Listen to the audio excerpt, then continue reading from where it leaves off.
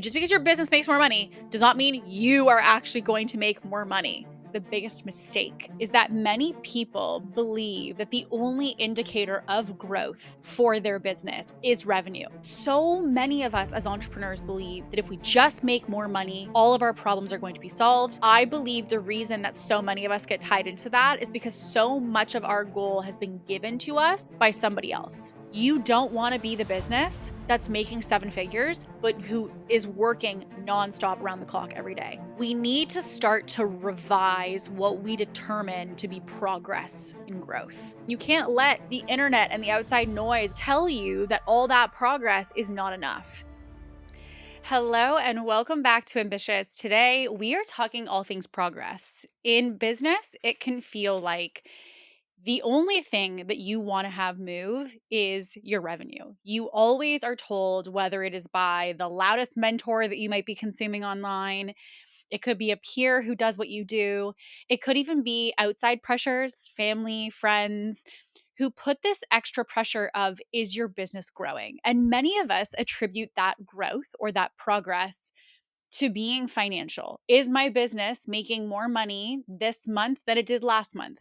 Is my business making more money this year than it did last year? And as somebody myself who works with businesses day in, day out, one of the things that I would say is the biggest mistake is that many people believe that the only indicator of growth for their business, or to say that they've made progress within their business, is revenue. And I think what that does is it really pigeonholes there to be one and only one area that can tell you that the effort that you're putting in and the work you're putting in and the investments that you're putting in are actually generating something. And so when you don't see that number change and you think to yourself, well, why do I feel like I'm doing all the things, but I'm not making progress? It can be very frustrating. And so today I want to talk through some different ways for you to start looking at making progress in your business, because there are a lot, and I mean a lot of other indicators outside of just revenue that are really obvious to me that a business is growing. And the reason I wanted to cover these and the reason that I think it's important is because when you start to see the markers we're going to talk about today, and we're going to break these into a couple different buckets and different themes of ways that you can look at your business. But when you go through these and you start to assess your progress, I will tell you, when you see progress in these areas, you are going to see a domino within your business. And this is usually the indicator that you are making strategy changes, that you are seeing refinements. I have people come to me every single day who say, Kate, I want to make more money. I want to make multiple 6 figures. I want to make 7 figures. I want to make multiple 7 figures. And I think it is because there's such a deep belief that money fixes everything. But it's interesting because sometimes I will say to somebody, what is your marker of success? Meaning, not necessarily what the internet told you is the right thing, not necessarily what a singular person online told you is the right thing. What do you believe to be success? And I remember I had someone who came to me and they said, Kate, I want to buy multiple properties. That was her goal. And so I said, okay, great. Well, do you want that to obviously come from the business? If so, we want to have an allocation of what you're making every month toward that. So, what we basically need to make sure of is that you have really, really healthy profit margins. So, when we looked at her business, she initially came to me with the goal of hitting multiple 7 figures. Well, come to find out, she doesn't need to hit multiple 7 figures to hit this goal of having multiple properties. In fact, she may not even necessarily have to hit 7 figures based off how her business was structured in order to be able to get her multiple properties. So, the reason I share this is because so many of us as entrepreneurs believe that if we just make more money, all of our problems are going to be solved. And with this, if we just make more money, that means that our business is overall successful. And I've also seen people who have and work with me. They come to me, they're like, Kate, please help me with this business. And they are making multiple 7 figures. They are making good money in their business. And yet they do not see progress in a lot of the markers we're talking about today. Meaning their business is making lots of money, but the environment, the experience of their business is not enjoyable. And so this is why it is essential for us to look at progress in a way that is not just tied to revenue alone. And so I kind of attribute this as an analogy, a little bit similar to those who are, for example, like looking to get fit, or maybe if you're looking to lose weight or lose body fat, whatever it may be, they always will tell you to not use the scale as the only way that you attribute your progress, right? So that's because we've got water weight. As women, we have our cycles, we have whatever we ate the day before. There's so many factors that play into what the scale is going to show us. So what do? They tell us take progress photos. We want you to take, measurements of what maybe the size of your hips were versus what they are at the end of it. We want to also keep track of what weights are you using when you're working out. Maybe you started at a 5-pound weight and now you're doing 35-pound weights, right? All of those are used as ways for us to track progress within working out, within building muscle, within losing weight. The same perspective needs to be taken when it comes to your business. And that is because otherwise you will very much feel like you are not making any progress. If you were just like looking at the scale and looking at the scale, all of us know that feeling when, you maybe have, for some people, it's you've looked to gain weight. For other people, it's you've looked to maybe lose weight or lose fat. And you feel like you have this goal and you're looking at something, or you're trying to save and you're looking at your bank account and you're like, come on, like you're just seeing this one indicator of success and you can't see anything else. And what it does is kind of like, watching water boil. You feel like it's just not moving. And yet, for all you know, you're making incredible progress in other areas. So let's get into exactly what are these different areas that you can see progress. And again, there's 7 different categories that I would have you start to think about outside of just financial alone, where we can start to assess, are you making progress in these areas? So this is really going to be a reflection episode for you to ask yourself some of those critical questions of where are you seeing progress in your business, and can we use this as an indicator to say we are making traction, and here's some other goals that I have in addition to growing my revenue.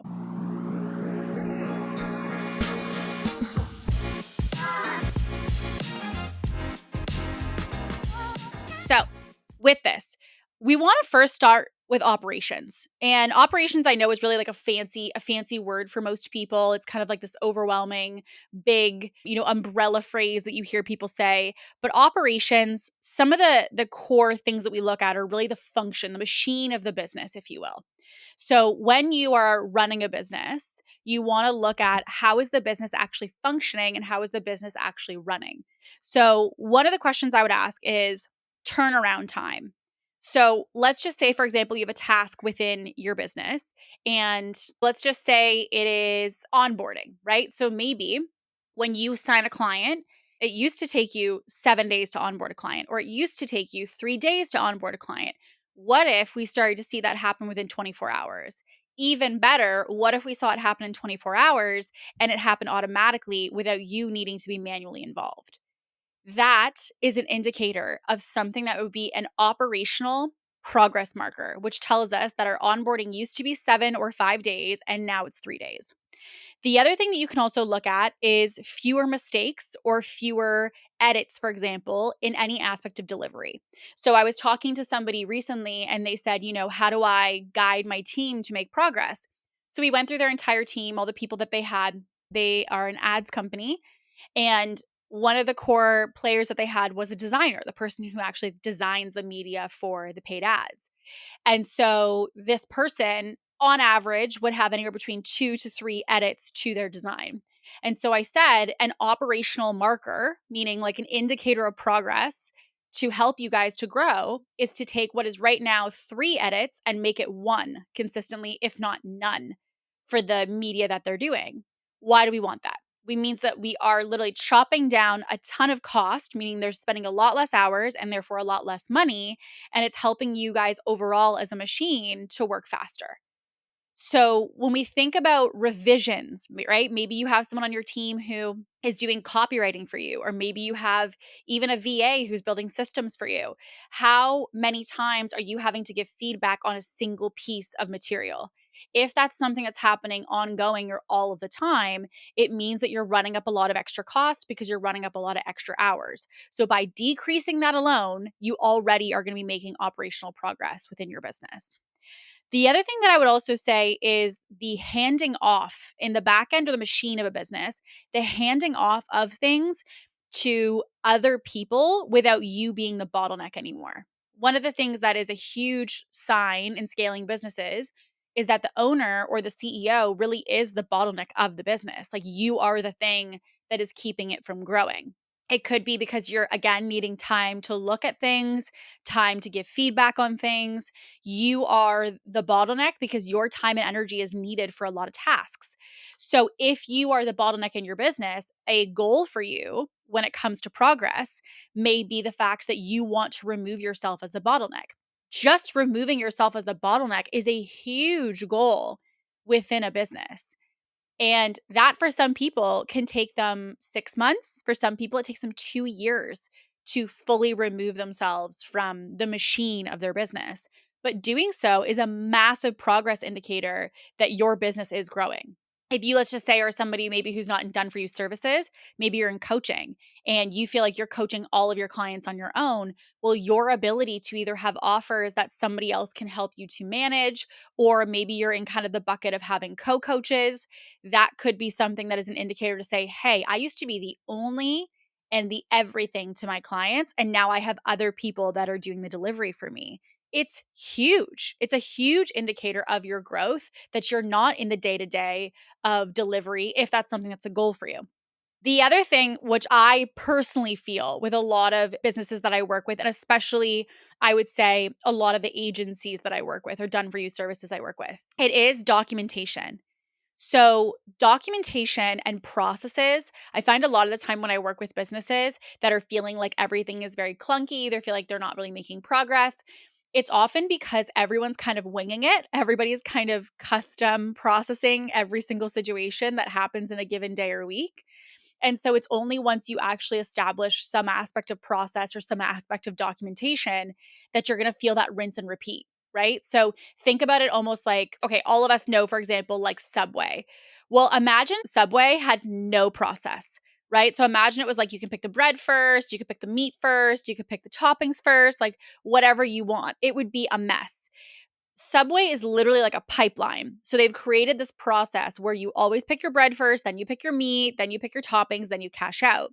It's this really streamlined, seamless process to go from back to front of the store. Now, imagine they didn't have that process. What that would look like to have a business at scale with no rhyme or reason, no system to how they do things. So, when you think about the impact that that process has, it intensely streamlines everything in the experience. As the customer, it really streamlines everything as the person delivering, i.e., the person making the sandwiches, all of it. So, when you think about creating a process, you want to think about the fact that you're removing a lot of guesswork and you're removing a lot of buffer time. When we have a process and we have things documented in our business, it means that we're not having to think as much. You'll often hear CEOs that talk about, what are one of your hacks to being able to grow your business? And they'll say, well, I just decided to start wearing the same thing every day, or I feel like I have the same routine every morning, or I have the same 5 steps that I do when I start my day for work. There's a reason that we love repetition in business, and that is because it removes room for error. It removes excess energy that we don't need to spend. And it removes extra thought and, for many businesses, extra cost that goes into having all those little gaps. So putting a process in place can completely reinvent your business because you're actually cutting out all those extra pieces and you're finding a lot more efficiency by doing that. Now, say you have a team that's doing everything custom or you feel like everything's kind of a unique situation, then you put processes in. The other thing that you're also going to see is, let's just say you have 4 team members that are kind like they're all working. They're all, working their full hours, but they're doing so in a custom way. When they start to have processes in place, you will start to see that they actually uncover more hours that they can work on the business. So it means that instead of, let's just say, 90% of all their hours going into delivery, maybe now by having processes, they only have 70% of their time being put in delivery. So you can either one of two things, take on more clients, meaning you can take on more clients, generate more sales for the business with the same amount of team, or you can have them focus on other areas of the business if that supports you. So you'll see here how we're not like, oh, marketing sales. We're uncovering the ability to grow, the ability to scale without necessarily having the thing we're focusing on be the front end of the business. It can also very well be the back end, meaning the machine that's allowing the entire thing to operate. The other thing that I would also say is a big factor, and I have to give a massive, massive shout out to Kelsey Dearborn, who is on our team. She's been like an OG team member since the very since the very beginning, and she has an incredible agency called Dear Kels. And if you look it on Instagram, you can find it. When she came into my business, one of the things that I will say she did at the beginning and she still continues to do today is that she looks at ways that we are overusing battery. So the way that I would almost kind of equate it to be an analogy would be it's the equivalent of having apps on your phone running in the background and taking up tons of storage when you know full well you haven't opened that app in like 2 years. So what she does with her operational brain, she basically goes in and looks at as the business is changing, as it's evolving, where can we adjust our actual systems we're using, meaning the platforms that we're using, how we're using them. She goes through and she audits to make sure, does this actually make sense? And here's the thing, which is why I'm obsessed with her brain. She actually, the reason I think she's so effective at what she does is because she doesn't focus on complexity. She actually focuses on simplicity. So there's a lot of people who believe that like the more intricate the system, the better. And I would argue the opposite. Like we just recently had a system that we developed that was really, really, really complex, a lot of different pieces to it. And then Kelsey, as of recent, some time had passed and she's like, hey, I found this thing that we can use. And we literally opened it. And I feel like our entire team, like our eyes kind of were like, oh my God, because we see this system she presents to us. And she's like, hey, what about this? And it literally took what would have been like, think about like a puzzle. It took like a 20,000 piece puzzle and it made it a 2,000 piece puzzle, like instantly. And so, why that was exciting to me is I'm like, great, we get the same outcome, we get the same information, we get the same data, but we do so in such an easy way, in a simplified way, without all the clunkiness. And so while, some people might say, oh, okay, well, it's just a systems change. Is that a big deal? It's a huge deal because with a systems change, it means a system can support you faster in doing what you're looking to do. And in this instance, what it meant is that the system that she presented to kind of swap out our old one was something that allowed us to see the information we needed to see very specifically, only showing us what we needed and nothing else. And so it allowed us to see what we needed to make decisions, make those decisions faster, and therefore move on faster. So something that might have previously taken us, say, I don't know, 20, 30 minutes to assess might now take us, to be honest, 5 minutes to assess. You go through, you see them, you can manipulate the numbers, boom, got it, done, and you move on. So when you think about that as like a weekly practice, right? Say you're looking at something every Monday as part of your prep for a team meeting.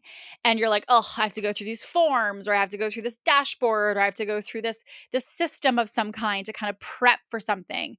Imagine that thing that's a strenuous process being put into a new system and taking you half the time. Well, by having it taking you half the time, you've now uncovered half your time back. So now it becomes, okay, great, where do we want to use that? And that extra half of time is what, again, indirectly is going to help you to scale the business. You have more time to focus on needle movers and outcomes. So, like, you'll see, this is just, and we have 6 other buckets to go. That is just inside of the operations bucket alone. So, this is why it's really, really important that you understand where are areas that we can create progress that will, through doing so, create scalability within the business. Because I will tell you, there's a lot more outside of just more marketing, more sales. Now, obviously, as I said at the beginning, there is this kind of common belief or this common perception that the main thing that we should be evaluating is just more revenue. Like all we care about is just more money, more money. Like that's the only thing that matters.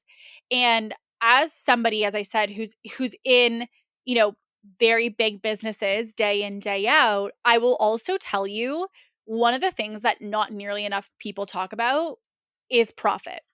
And that is because people are seeing this glamorized number of, I'm a 7-figure business, I'm a multiple 7-figure business. Yes, but like, how much are you actually keeping of that? Whether you are keeping it as the individual, the CEO of the business, or maybe you're just keeping it inside the business to reinvest it, which is typically the smarter route. When you are looking at how much money your business is making, you really got to ask yourself that tough question. How much money is your business actually keeping? Because the thing that is the biggest lie that we've been told is that just because you make more money, you're going to make more money. Okay? So just because your business makes more money does not mean you are actually going to make more money. And that is where profit and understanding the actual structure of your numbers comes in. You need to understand what your profit goals should be for the type of business that you are. And that is because different businesses, generally speaking, have different margins associated. So, like, for example, if you own like a physical product business, the margins, depending on what category you're in, are not super, super high. The kind of more, I would say, like service-based businesses typically are considered to be a higher number. Like a lot of my clients, I have some clients that, are in the around 30 to 40% profit margins every month. And I also have businesses that are playing in like 80% profit margins right now. So it really depends on the type of industry you're in. But the key is number one, do you even know what your profit margin is right now? Like, do you even have that data? Do you have that awareness? And if you don't, that's the place to start. But if you want to make progress this year financially in your business, you can also say, "Hey, I want to make the same 10,000 a month I'm making right now, or the 15 or the 50 or the 150,000 I'm making right now per month, but I want to make a higher margin off that." So maybe thus far you've been operating on like 20% margins or 15% profit margin. Great. The goal this year needs to be that we want to get that closer to about 40% margins. You will note that your business overall revenue is going to look basically the same, but your outcome and what it's going to feel like in your business is very, very different. So, I have a quick story with this because I actually had a client who I was working with, and they were doing about, I want to say like 180 or so, 200K or so a month. And I remember they came to me, they had a very, very big team. And they, in starting to work together, we were like, "Hey, I really want to streamline this. Like, I just feel like I'm busting my butt. I'm making so much money.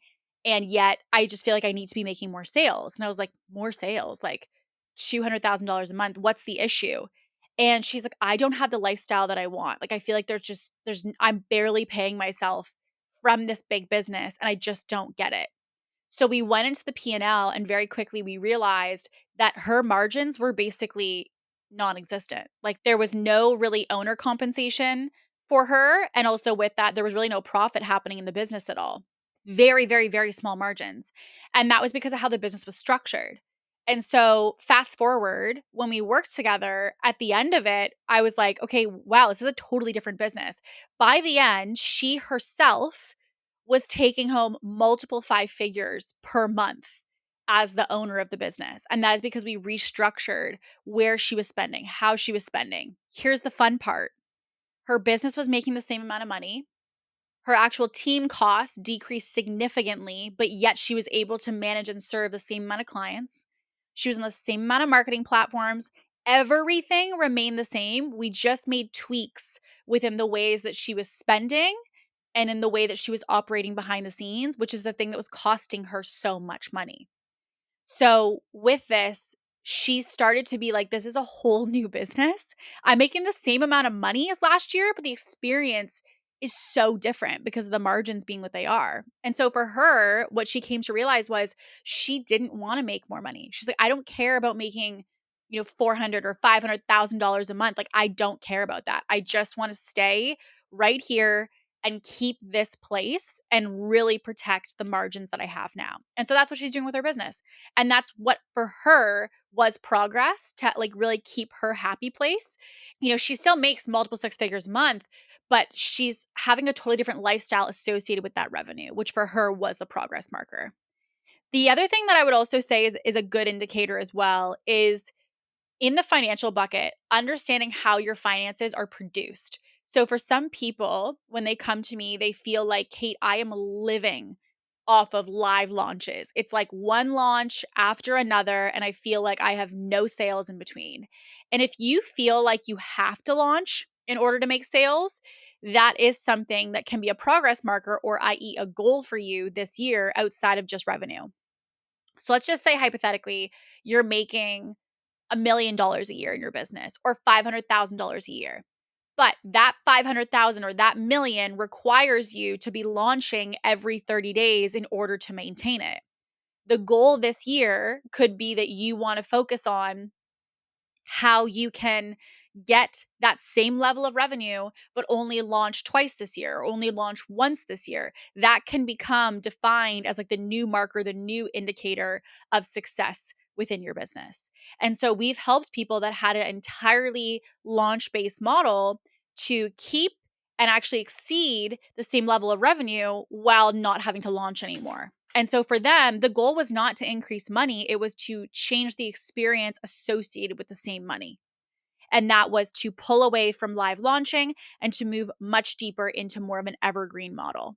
The piece with that is also the fact that, again, a big indicator of financial success for many businesses should not just be how much you're making, but it also should be the predictability of what you're making. And, I think that, again, there's a lot of glamorized marketing around that we should be so excited to hit a 10K month. We should be so excited to hit, a 50K month. And they are massive milestones. It's not to say that you shouldn't celebrate those things, but I think that we've put too much emphasis in that versus what all of us want as entrepreneurs, even though we've gotten into a very unstable type of career by being an entrepreneur. The thing that we also have to recognize is like one of the things that so many of us want is stability. All of us want this aspect of predictable income, predictable revenue. And so another indicator that you can use for your finances, again, let's just say that you're making, $500,000 a year in your business right now. Maybe the goal this year is not to go to 1 million, but it's to feel like you have stacked monthly recurring revenue for months and months and months to come. That to you is like, let's just say your goal is 8 months. I want to have 8 months of revenue coming in that cover our expenses plus XYZ profit margins. And that is going to become our new indicator of success, to have this aspect of stability and to have this aspect of predictable revenue coming in each month. The other thing that I will say, this is for all of you who it's usually pretty common in the agency space, not as common in the consulting space or coaching space. And if this tickles or resonates with you, there's a reason. If you have all of your revenue being locked into one or two or five of your clients right now, it is the riskiest place to be in business. And that is because, yes, it's really exciting and it's sexy to sell high ticket or to have, those like OG clients. You're like, oh, but Kate, they've been with me for a year. They've been with me for 2 years. Yes. But what if they leave? Then what? So, another really good way to help yourself to make progress in the business is to not feel that your business would be vulnerable or that your business would be impacted or affected if you lost your quote unquote OG client or your biggest client. It is such a level of freedom because there's many people who feel like if they lost their biggest client or if they lost their, highest paying client or their longest standing client, they're like, oh my God, I don't even know what I do, right? A lot of agencies, especially people who have ongoing services, they will have anywhere between like 2 to 5 clients that are like the bread and butter of their business. And there's kind of this unspoken belief that they're never going to go anywhere. And I always tell people, assume all clients will leave you because they will. At some point, they will. And so you always have to stay ready that you don't rely on those clients that you feel a sense of safety with, because at some point when they leave, you have to have a plan and a process for something else.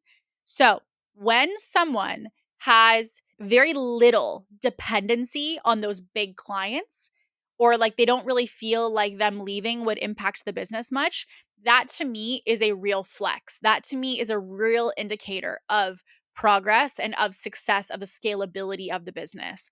Because otherwise, it means that the entire business's success is really dependent on like 3 to 10 people that agency or that company is serving. And it's a very risky spot to be. So to make progress this year, yes, you might have the same amount of revenue, but if you're like, we're way more stable than we were a year ago because we no longer need that big client or those top 5 clients in order for our business to succeed, we've actually balanced out where our income is coming from. And a quick story on that, I had somebody that I was serving and they had clients that were paying them $8,500 a month, I believe it was. And they were like, we're so excited. We're making so much money. We have all these clients that are paying us $8,500 a month. And that was on the agency side of their business. They had both agency and consulting. So they only took on a set amount of clients, right? So they had like about, I think it was like 10 clients at $8,500 a month. Anywho, they have these clients and in 1 month, 4 clients were like, hey, we're not renewing or hey, we're not continuing. And I remember that phone call like it was yesterday. They were like, Kate? And I'm like, yes. And they're like, these clients are not continuing. And I'm like, okay, well, like, as I said, all clients leave at some point. So, like, this is something we obviously had to be ready for. But what I didn't realize was like, there was no marketing strategy, there was no sales strategy. There was this kind of unspoken belief that these clients were not going anywhere, that these clients were like our OGs, they're going to be with me forever, and this big long story about what it's going to look like. And then obviously, here we are, these clients are leaving.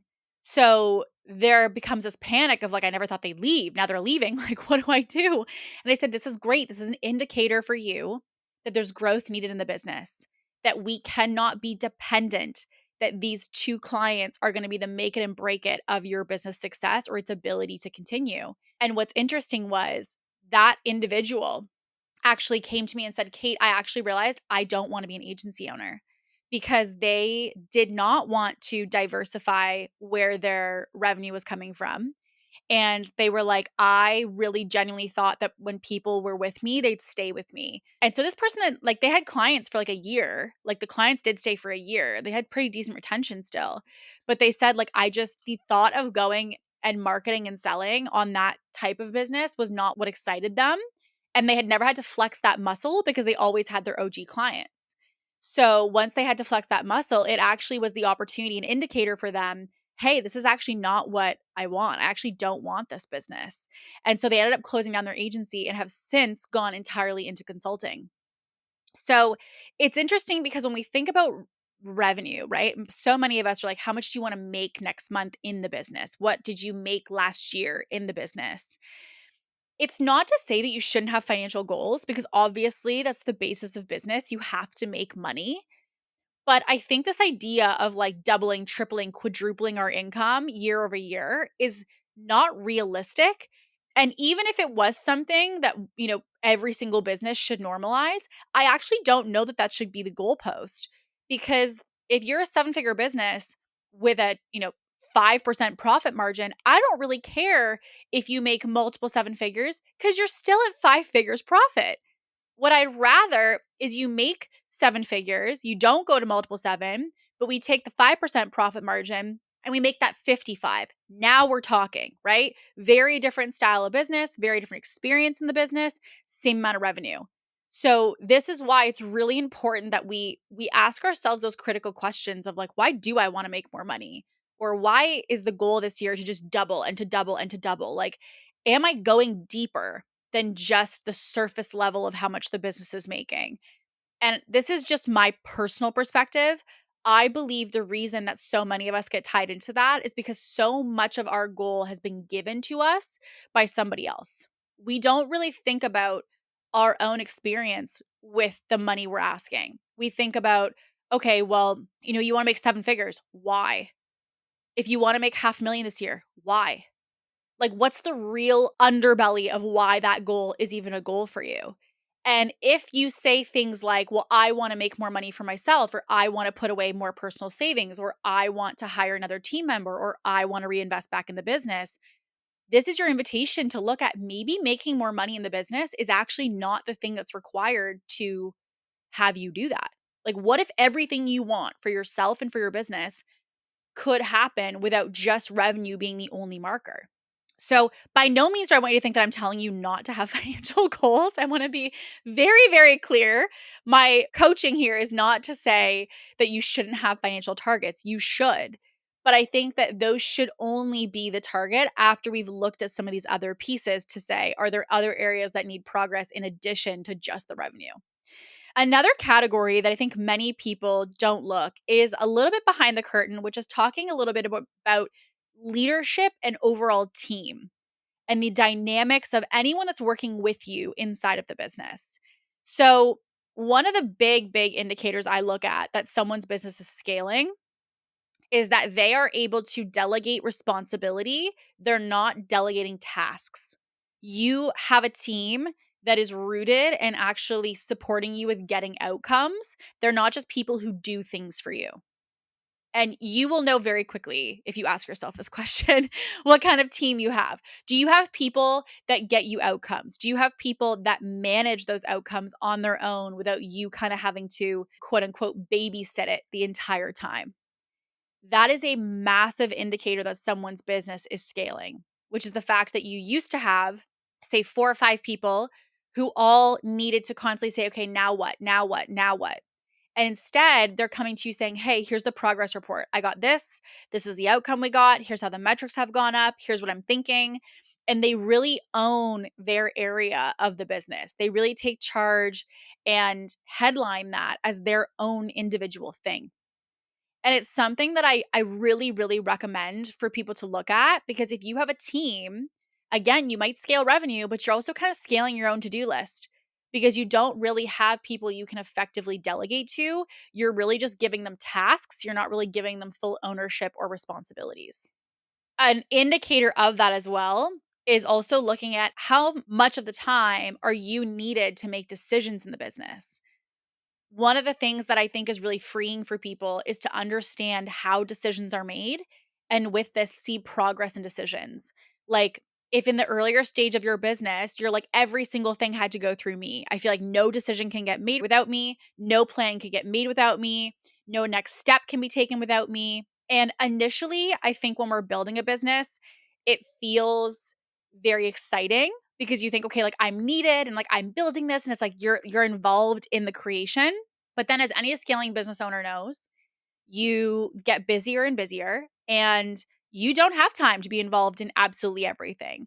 And so you have to evolve out of that structure if the business is going to grow. And so one of the things that I also look at is, in a team, how are people able to move without the lead? How are people able to move without the CEO always being present or always being there? And if they can't move, if they can't make decisions, then that's also something that we need to be aware of, because that needs to become the progress marker for the business. On the contrast, I had a client who had team members and they were like, Kate, I feel like I'm constantly inundated with what about this and what about that? And so the marker for their business was that we wanted to have them, instead of being in it all the time, to move them to being more into like an escalated or an escalation role. Basically meaning that we created processes in their business that at a certain level of that process, it became an escalation, which means that it then basically said, ding, ding, ding, get so and so involved, versus every single task having that person involved. And so that, again, for the CEO, created tons of capacity to grow the business. They would not have otherwise been able to scale the business because they were literally in the day-to-day thick of it all the time. Another indicator as well when it comes to team and to leadership is turnover. My goodness, the amount of I've worked with some agencies that their team are like the OG team. They've been there since like the beginning. They've got like their core, 3, 5, 7 people, and they're just like hustling it out together. And I love to see it. I love to see it. On the contrast, there's also people who have agencies or businesses where the turnover is insane. The amount of turnover between team and the people involved in the business is insane. That is not an indicator of a stable business. If you are just like burning through people, you're hiring and firing nonstop, or even worse, you're hiring and people are quitting, that is something that I will say is like, okay, we need to not be focused on revenue. You don't even have a stable back to your business from which to provide to the people you're selling to. So if you wanted to, double your revenue or triple your revenue, that's really irresponsible to even be thinking about if you don't have a well-structured team. Now, I don't want to, as I say this, create any shame in anybody that like just because you have people who have quit before or like, oh my gosh, is that me? Having someone, like a couple people who over the duration of your business quit is normal. That happens. But the reality is, how fast is this happening and how frequently is it happening? So, meaning, is someone coming into your business and kind of realizing in like 2 to 4 months that they're like, no way, and they're leaving the back door? And are you potentially having this kind of rinse and repeat experience where you hire people, you feel like you train them, you get them integrated, couple months go by, and then they're like, I'm out of here, and they don't want to stay? To me, it's not a stable base of a scaling business. So when people are like, okay, like, yeah, how do we double our revenue this year? How do we triple our revenue? I'm like, hey, Becky, you're going to need to dial in the team first. You have no responsibility looking to increase your revenue when out of the last 4 people you've hired, 3 have quit. Like, that's what needs our attention, not you doubling or tripling the business. So, a lot of the time people will think about churn when it comes to their clients. You also should be thinking about how many of your team are wanting to leave or how many of your team are looking to move on. That's also an indicator of really the basis of your culture, the inside of your machine and how it's doing. And the thing that I would also say is like for me, like the creme de la creme of scaling when it comes to team is that your team feels like an asset to you, not an expense. And I had a conversation with somebody recently about this because they were at this place where they were like, "Hey, I need to cut costs, so I have to just like chop everybody." And there was no emotion to it. It was really interesting. I said, "Okay, well, whoa, like how do you feel about this?" And they're like, "Well, it's just like what has to happen." And I'm like, "Yes, like obviously logistically in the business, like if that's what has to happen, it has to happen, but like how do you feel about it?" And we uncovered that she really didn't see her team as an asset. Because truthfully, your team should be somebody that you like look at and you think, I don't even know what I would do if I lost that person. It would feel like a big loss. And like for me, I feel like that about every single person that's in our business. Like I don't have a single person that I'm like, oh yeah, well, if they weren't helping us, like it wouldn't be a big deal. It would feel like monumental for any person to not be involved that we work with right now because they're such an asset in the role that they're in. Like so many of them are like a category of one in the sense of the way they do things. So if you have a team that you don't feel that way around, that is something that to me is a very big indicator that we need to dive deeper on that. Because I have had many conversations with people who have to let go of team members for whatever the reason might be. For some people, it's they're restructuring their business. For some people, it's the decreasing expenses. And some people, it's interesting when that their back gets against a wall, they have no qualms letting go of somebody. Like there's no resistance. They're just like, "Hey, great, 3, 2, 1, go. It's Sarah," and she like they're going. And here's the thing that I believe to be true about that. One of two things: you knew all along that this person was not a good fit, and you were in denial for whatever variety of reasons. You don't want to have to hire somebody new and you're like, "Oh, well, they're not that bad. I guess I'll keep them." You had, situations that happened, but you thought, "Oh, maybe it'll get better." You maybe don't have a good connection with this person, but you thought, "I don't have to be their best friend. They just got to get the job done." Right? So there's a lot of these beliefs that allow sometimes team members to stay within a team, even though the leader knows that this person is not like a core asset. And I always tell people if you know that someone's not an asset in your team, they shouldn't be there. Every person that you let go of should be a loss because if it's not a loss to you, it could be that you are not emotionally connected to your team. So there's a high possibility of that you see them as people who work for you, not you work for them. So that's something that you could invite yourself to dive into to say, how do I perceive my team? Because that's important as well. But there's also an aspect here, which is that some people don't see everybody on their team as crucial. They're just comfortable. And it's one of the best things that I ever learned from a mentor of mine years ago who said, if you even have an inclination that there's somebody that you would let go, it means that you didn't see them as inherently valuable in the first place. So, like a lot of us, if you know someone you're kind of thinking about they need to go, you already know. Okay. So, like, let this be your invitation to look at, okay, great, who are those core players? And an analogy that I was given is that a good team of a scaling business is like an NBA team.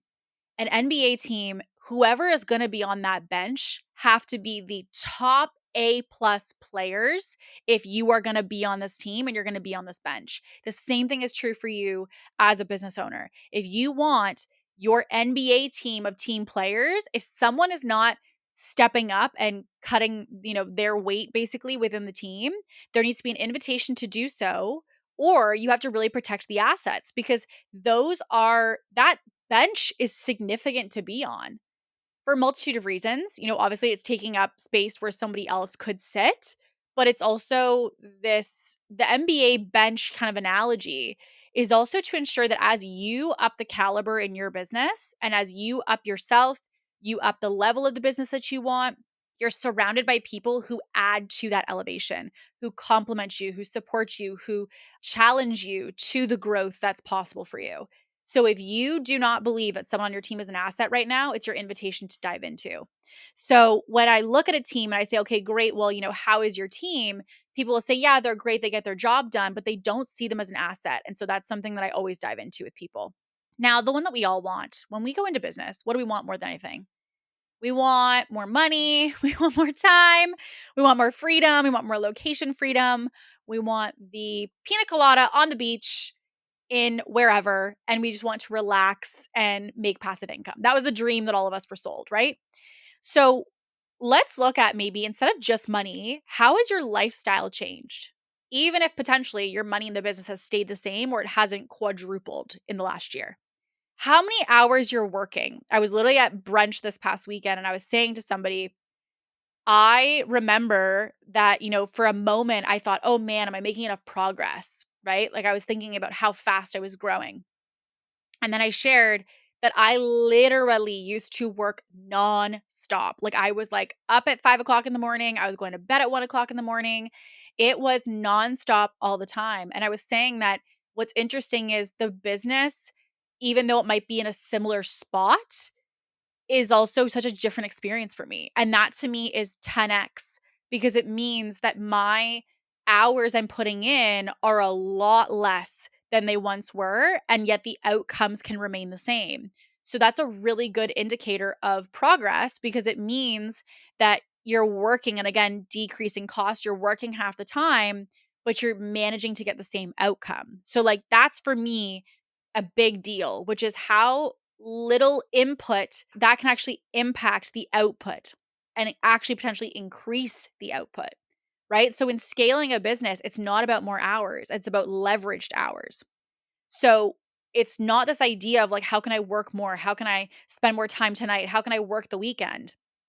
It's about saying, if I work less, or even if I'm really, really strict about my calendar, how can I get 3 times more outcomes while working the same amount of time, if not less time? So, a great indicator of success in a scaling business to me is when someone's like, I've never worked less and I've never made more. That is like, okay, amazing. It tells us what we need to know, which is that you're really intentionally leveraging your time. The other massive one for people scaling businesses is that you can take time off and your business does not fall apart. It's huge. It's absolutely huge as a scaling business. Is can you step away from the machine and will it die? And there's so many people who I will talk to who go on vacation, but they're constantly on their phone. They don't actually take a vacation. Or they feel like I can't do that because I have this happening. My client needs this and I can't step away. Being able to step away from your business is such a massive thing because it means that the business truly is its own self sustaining entity. It means that your business really can truly function without you. And so that is a massive indicator of your growth as a business as an individual, as a company. There's so many levels, but it's a massive indicator of progress because there's a lot of people who stay in their business and who can never step away. And with the stepping away, it's even too when you're resting, where's your head at? So like I was noting down like what an indicator for me was, like when I would go to a massage before, remember when I would be on the massage table, I would be nonstop thinking about business. Like I would be like, oh, I'm gonna make this lead magnet. I'm gonna make this new offer. I'm like, ooh, I feel like this would be like a cool marketing concept we could do. And I'm like, girl, relax at your massage, right? Like just be present. And I felt like I couldn't because my mind was constantly running about business. And I know, like, I even talk to people now and they'll be like, in the middle of the night, I had this random idea for a piece of content. It was so annoying. I was like, just go to sleep, you know? Or you wake up in the middle of the night and you're like, oh, that's an automation I want to create. And you're like, or an offer you want to create. And you're like, thanks, brain.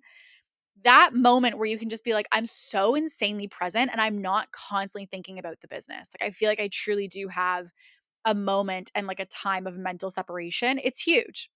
And because of this, another experience you might have that is growth, a growth indicator for your business is that you're not constantly drained, you're not constantly burnt out. Like this is, I will say, of all the seasons of my business, like the least burnt out that I've ever been.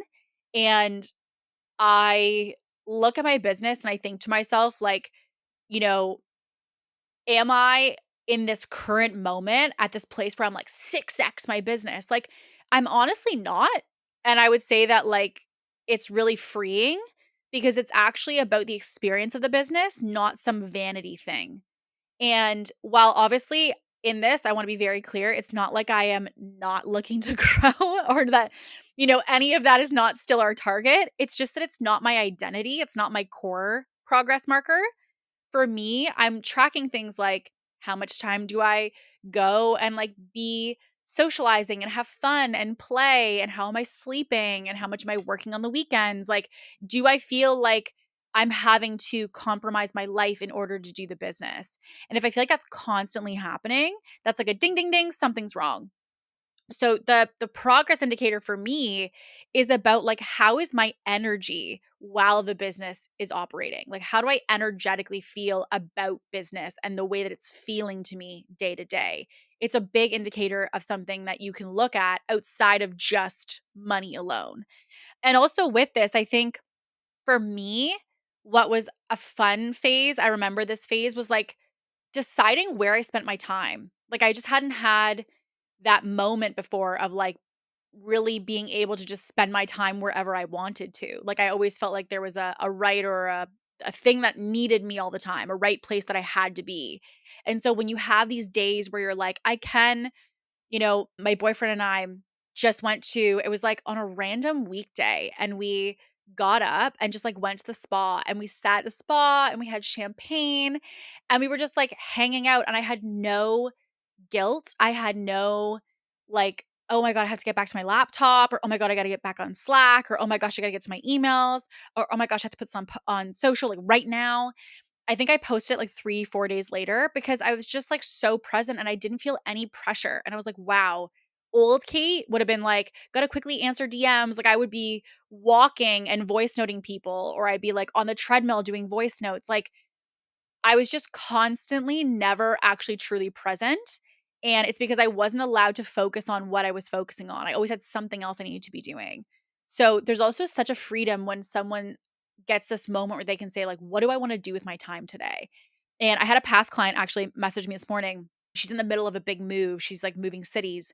And she was like, Kate, I literally had one call this morning and my entire day's open. And I thought to myself, oh, my instant brain was like, what should I do in the business? And then she thought to herself, literally nothing. There's nothing I need to do in the business. I'm just going to go adventure around my new city that I live in. Like, I'm just going to go explore.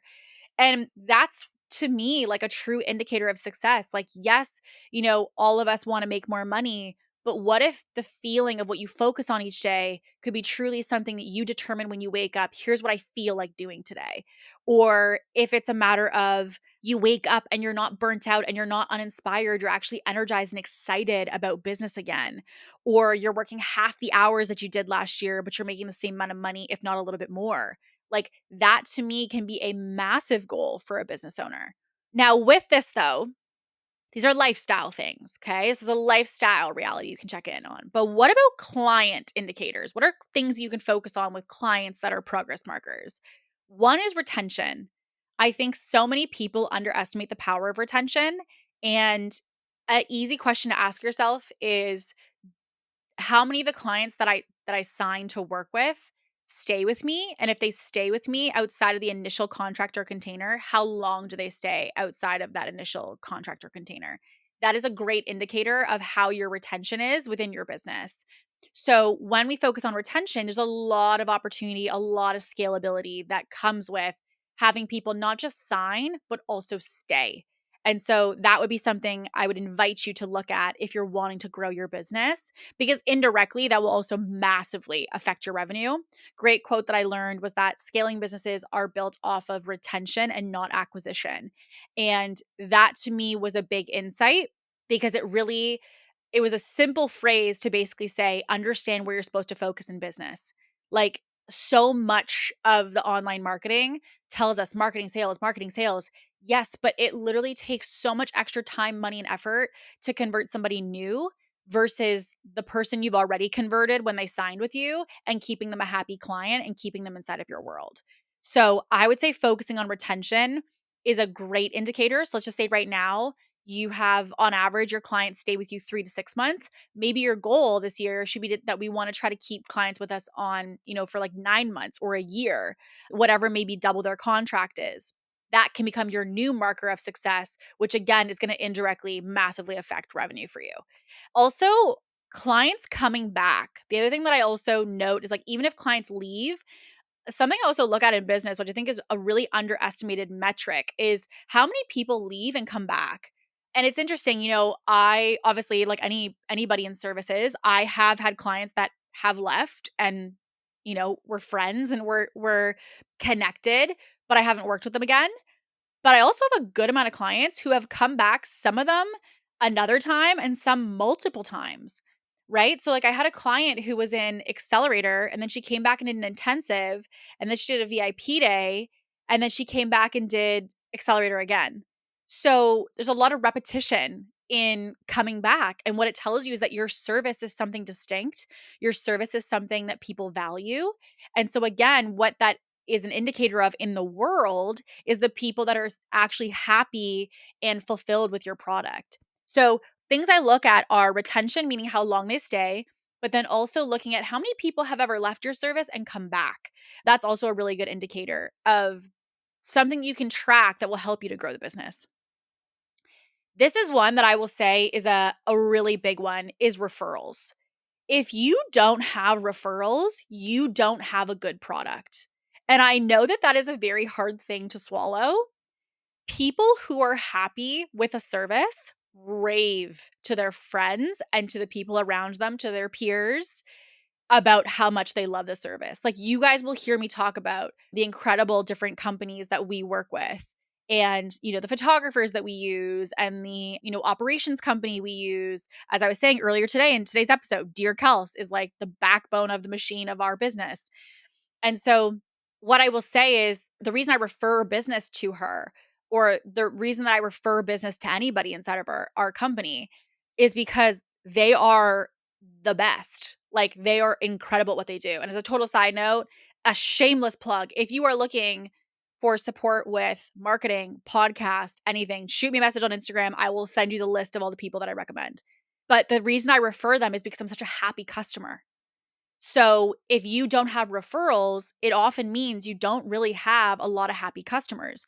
You want to see, hey, so and so recommended you to me, or so and so said that you're the go to person to work with. You want people sending you business because it means that people not only like your product, but they support your product, they support your brand.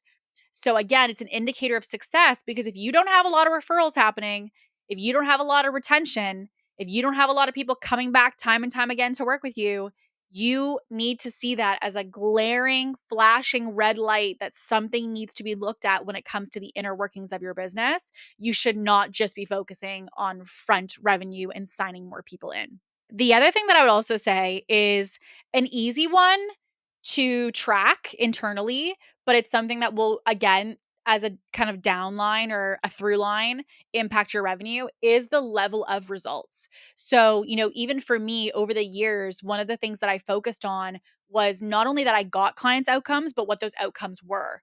So, initially I focused in the 6-figure bucket, then it was multiple 6 figures, then it was 7, then it was multiple 7. Then it became how fast can I get them these results? Meaning how quick can I, not just that I can get them, but how quick can I get them? And I remember I had a client who like hit 7 figures so fast in working together. And so then after that, I was like, great, my marker is to try to create as quick of results in like an ethical way or whatever, like not by cutting corners by any means, but to look at how fast can I get people results, and with that, what results are possible for them inside my world. And so when your work delivers bigger and bigger outcomes for people, you're going to find that generating sales, generating more revenue in the business, seeing people stay longer, seeing them refer more people is going to be so easy because, again, people are more vocal about getting great outcomes. And it's honestly so much easier to market a product and to sell a product that has fantastic support or fantastic outcomes. Now, the last one here is more about you.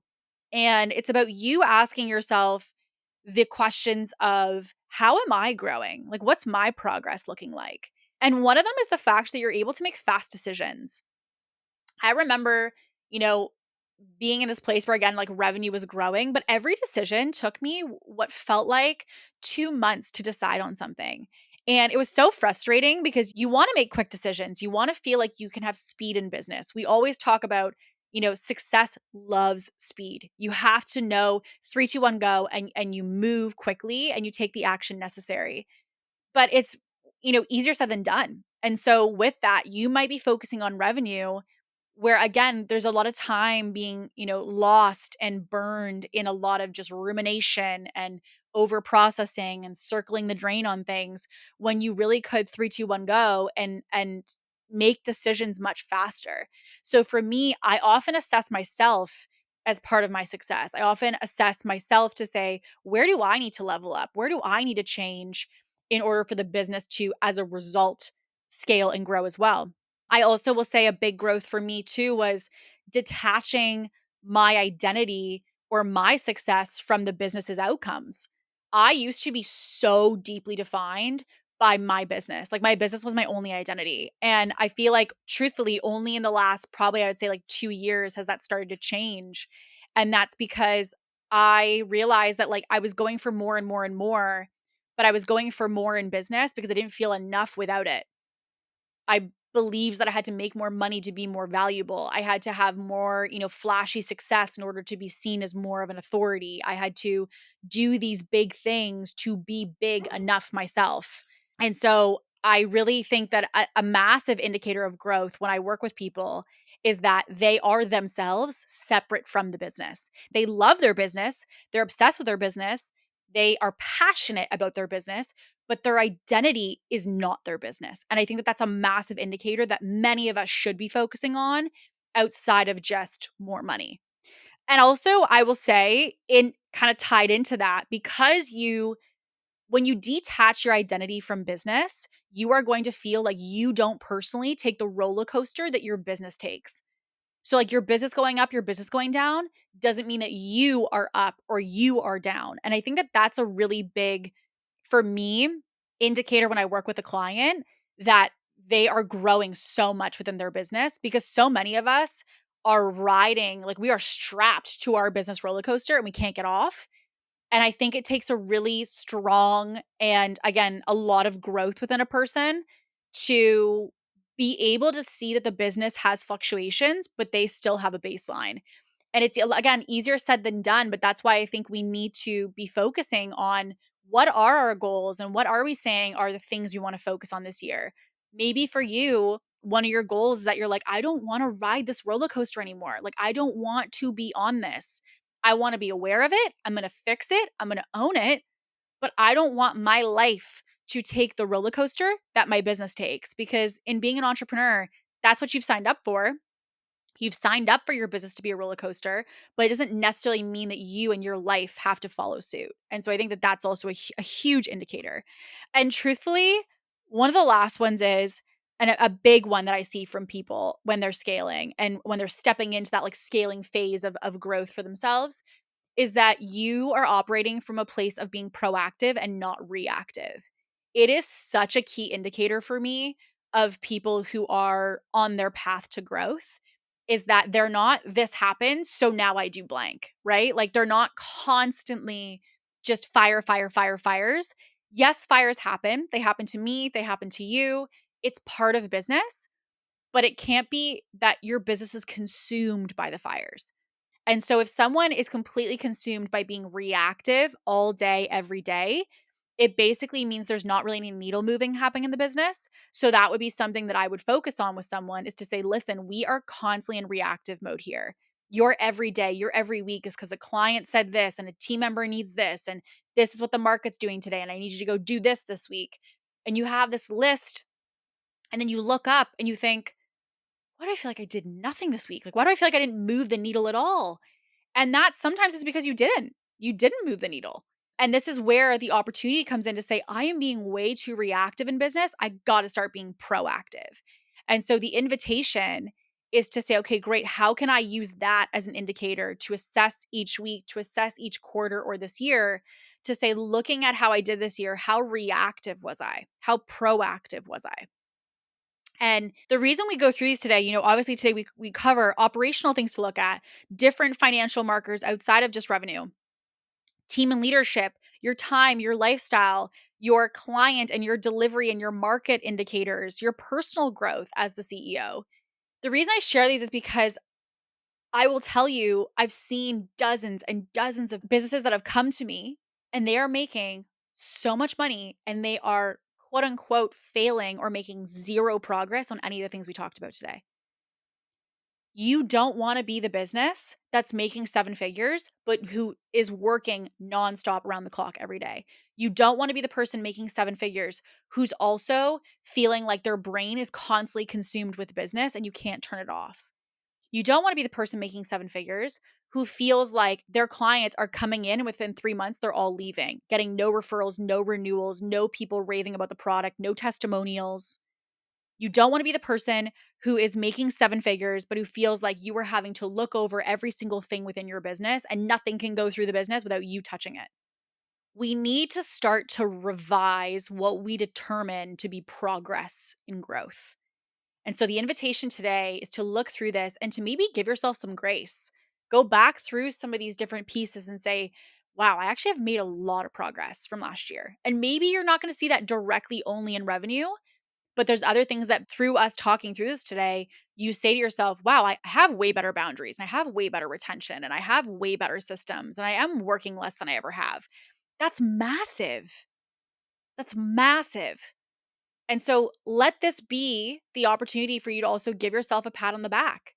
Let this be an opportunity to acknowledge yourself in how much you have done and how much progress you are making because it's huge. And you can't let the internet and the outside noise of like, you should be making this much and this is what your goal should be tell you that all that progress is not enough. And on the contrast, if maybe you are listening right now or you're watching right now and you think to yourself, man, I have been focusing entirely on revenue and I got a lot of work to do. The thing I also want to say is this is not going to happen overnight, but it is going to require you to desire other change other than revenue in order to have a very different experience in business. So if you have been the person who's entirely focused on money and absolutely nothing else, I want you to know that you can make the same, if not more amount of money in your business by focusing on some of these other progress markers. The businesses that I work with that are the most stable, that scale the fastest, are the people who recognize that the revenue and the money the business is making is just a vanity piece.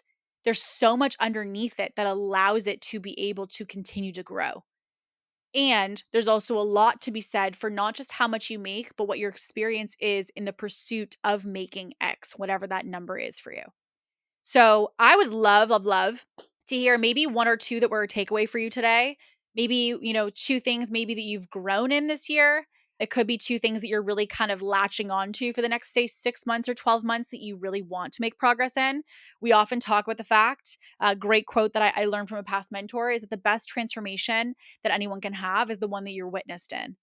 And so let this be your opportunity to be witnessed in that. If there is something that you have as a goal that you're like, I really need someone to see me in this so that I can stay committed to it, this is your invitation. Shoot me a DM. It is literally, I cannot tell you, it fills my bucket more than anything to connect with you in the DMs. When you guys are like, hey, I loved this episode. This was a takeaway for me. Or I just listened to X episode and this is a piece of homework I'm working on. Or this is my big goal after listening. Thank you. Whatever it is, shoot me a message. And also if you're like, hey girl, I could use some help with XYZ, you guys know where to find me. So with all that being said, I hope today was a helpful episode for you, a good opportunity for reflection. I am excited to dive in on the next one. So with all that being said, we'll see you on the next episode. And as always, stay ambitious.